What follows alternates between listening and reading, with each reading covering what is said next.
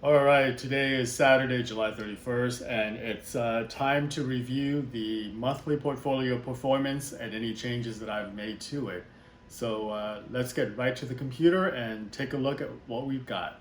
All right, here's the portfolio performance for the month of July 2021. So I ended the month at 18.08%, so pretty much 18%, versus 17.99, or again, 18% for the S&P 500.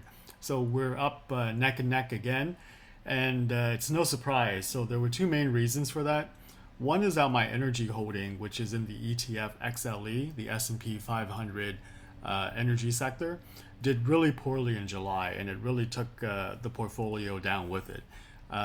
So that was the primary reason. The secondary reason is that I started to shift some funds over to my risk parity allocation just to get some more stability in the portfolio. And I didn't expect that to perform nearly as well as my previous allocation, which was a lot more aggressive. But I'm happy with that. But that second reason is really small compared to the underperformance of the energy sector for me in July. So that's the performance. In terms of sector allocation, what you'll notice here is that I have a rather large cash position. It's now at 22%. This is compared to previous allocation that was probably around 10 or 11%. And what has disappeared completely from the sector allocation is my consumer discretionary or consumer staple category. So I actually made a move in July where I sold my British American Tobacco stock holding.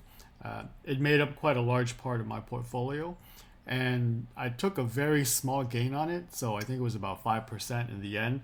But I wanted to start moving away from individual stocks to get to my risk parity allocation. So that was the first to go.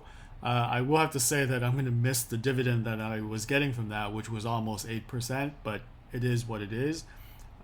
You can see that my REIT holding is at 10%, gold is getting to 4%. So I'm slowly moving into those allocations I have for my risk parity portfolio, but I'm not quite there yet. Energy remains my biggest holding at 24%, followed by Microsoft in the technology bucket at another 24%. In terms of individual allocation for investments, so there's the XLE, which is the energy sector, and then I have an individual oil company, ConocoPhillips, at 2%. And I was wrong previously when I mentioned that Microsoft took up 24% of the portfolio. Technology took up 24%, but Microsoft only made up 16% of that. The rest of that is in the NASDAQ 100, 8%.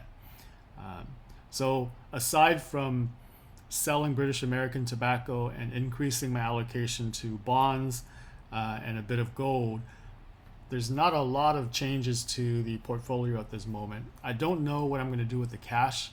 Right now I'm writing cash secure puts, and I'm happy to do that and getting about 10 to 12% a year.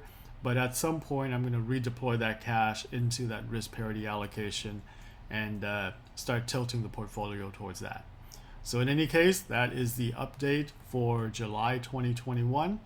I hope you enjoy it, and come back next month for another portfolio update. This is my real life actual portfolio and all the moves that I'm doing with it.